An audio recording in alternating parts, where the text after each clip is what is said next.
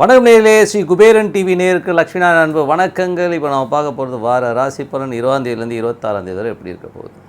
மிதுனம். ஸோ மிதுனத்துக்கு வந்து உங்களது ராசி அதிபதி புதன் வந்து பாதகஸ்தானமான 7ஆம் இடத்துல இருக்கிறது. அதுவும் 4-7 போது மனைவிக்கும் உங்களுக்கும் கொஞ்சம் நம்ம அம்மாவுக்கும் வந்து நிறைய நடுவில் மாட்டிட்டு முடிக்கிறதுக்கான வாய்ப்புகள் இருக்குது. கொஞ்சம் கவனமாக இருக்கணும். 7ஆம் அதிபதி புதன் வந்து சூரியனோட இருக்கிறதுனால சில நேரங்களில் வந்து மனைவி வந்து கொஞ்சம் இடவிடாமல் பேசுறது விரக்தியை ஏற்படுத்தும். சில பேருக்கு பார்ட்னர்ஷிப் சம்மந்தமான விஷயங்களில் வந்துலாம் பார்த்திங்கன்னா கொஞ்சம் கவனமாக இருக்கணும். அதை வந்து சிறு சிறு விஷயங்களில் வந்து ஒரு 100% வந்து நமக்கு வந்து பார்ட்னர் எப்படி இருக்காரு அப்படிங்கிற மாதிரி எண்ணங்களை தூண்டுவதற்கான கொஞ்சம் பார்த்துருந்துக்குங்க. அவ்வளோதான். கொஞ்சம் இது வந்து ஆல் இன் த கேம் அப்படிங்கிற லெவலில் தான் போகும். மனிதனுடைய 2ஆம் அதிபதிக்கு வந்து சனியின் பார்வை இருக்கிறனால நிறைய, அதுவும் 8ஆம் அதிபதியில் இடத்துலேருந்து சனி பார்வை வந்து நிறைய கடுக்கடுக்குன்னு பேசுகிறது, பழைய விஷயங்களை பேசி அதனால் மனஸ்தாபங்கள் ஏற்படுவதற்கான வாய்ப்புகள் கொஞ்சம் கவனமாக இருந்துக்கணும். 3ஆம் அதிபதியான சூரியன். ஸோ 3ஆம் அதிபதி சூரியன் 7 இருக்கிறது, அதுவும் புதனுடைய இருக்கிறனால மனைவி தாயார் இவங்ககிட்டலாம் வந்து கொஞ்சம் கவனமாக இருக்கும். கொஞ்சம் விரக்தியாக பேசுவாங்க. இதெல்லாம் இருந்து ஒன்றுமே இல்லாமல் இருக்கேன் அப்படிங்கிற மாதிரி விஷயங்கள்லாம் இருக்கும். ஸோ அதனால் கொஞ்சம் பார்த்து இருந்துக்கணும். மற்றபடி வந்து பார்த்திங்கன்னா 4. ஸோ 3ஆம் அதிபதியும் அது சூரியனோடு இருக்கும்போது தாயாருக்கும் உங்களுக்குமே வந்து ஒரு சில விஷயங்களை கருத்து வேறுபாடு ஏற்படுவதற்கான வாய்ப்புகளும் கொஞ்சம் கவனமாக இருந்துக்கணும். ஸோ கொஞ்சம் பார்த்து பொறுமையாக ஹேண்டில் பண்ணுங்கள். நிலபுலன்கள் வாங்கும்போது அரசாங்கம் சம்மந்தமான விஷயங்கள்லாம் பர்ஃபெக்டாக இருக்குதாங்கிறத செக் பண்ணி வாங்குறது ரொம்ப ரொம்ப நல்லது. நிலம் விற்பனை ஆவதற்கான வாய்ப்பெல்லாம் நல்லாவே இருக்குது.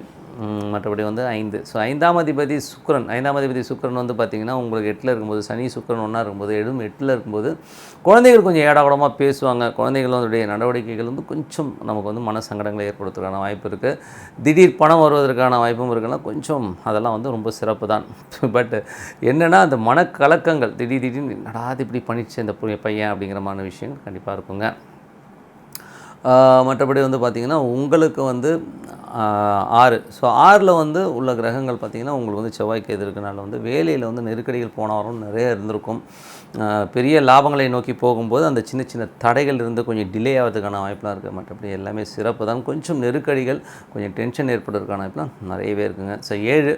ஸோ 7ல் வந்து பார்த்திங்கன்னா 7ஆம் அதிபதி குரு வந்து 9ல் இருக்கிறனால வந்து பார்த்திங்கன்னா கொஞ்சம் திருமணம் சார்ந்த விஷயங்களில் வந்து ஒரு டென்ஷன் இருக்கும். அதுவும் வந்து பார்த்திங்கன்னா உங்களுக்கு 4ஆம் அதிபதி வந்து 7ல் இருக்கிறது, அதுவும் 3ஆம் அதிபதி இருக்கிறதுனா கொஞ்சம் அலைச்சல்கள், திருமணம் சம்மந்தமான விஷயங்கள் சில பேருக்கு அலைச்சல்கள் ஏற்படலாம்.